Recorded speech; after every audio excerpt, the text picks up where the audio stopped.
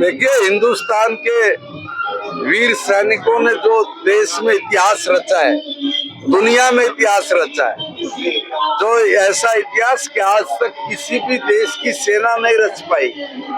भारत के सैनिकों ने दुश्मन देश के 500 किलोमीटर अंदर जाके आतंकवादियों के अड्डों को नेस्तनाबूद करना, नेस्तनाबूद नहीं करना, आतंकवादी को ये बता देना कि अगर किसी भारत के निहत्थे व्यक्ति के ऊपर आपने इस तरह का कुकृत्य दोबारा करने की कोशिश की तो निश्चित तौर पे पूरे पाकिस्तान को तबाह करेंगे।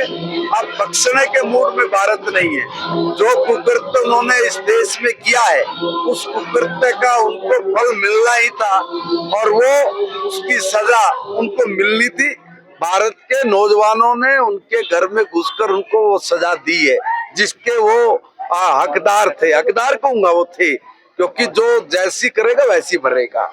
विपक्ष के सवालों को कैसे देखते हैं? विपक्ष मंद बुद्धि है। अगर वो देश के भाव को नहीं समझ पा रहा, देश की स्थिति को नहीं समझ पा रहा, देश किस दिशा में जा रहा है, अगर वो उसको डाइवर्ट करने का प्रयास करके एक किस्म से वो देश की मदद नहीं बल्कि इस देश को नुकसान पहुंचाने की मंशा लेके यहाँ पर गलत अपनी स्टेटमेंट का जो यूज कर रहा है, वो भारत का आदमी जो भी सुनेगा देखेगा वो उसको बख्शेगा नहीं। ये हर बार इसी तरह का काम करते हैं।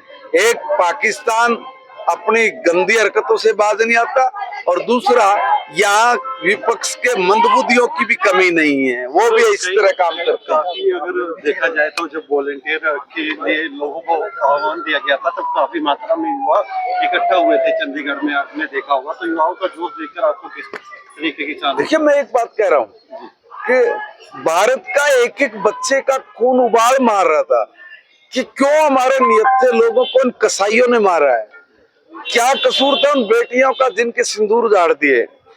हम जैसे नौजवान बच्चे वहां पे घूम रहे हैं, अपने जीवन को आनंद उत्साह के साथ अपने परिवार के साथ अपने पल गुजार रहे हैं और इस तरह का कुकृत्य करना, उनकी जान ले लेना, उनके परिवारों को तबाह कर देना, वो कोई नौजवान नहीं देख सकता भाई।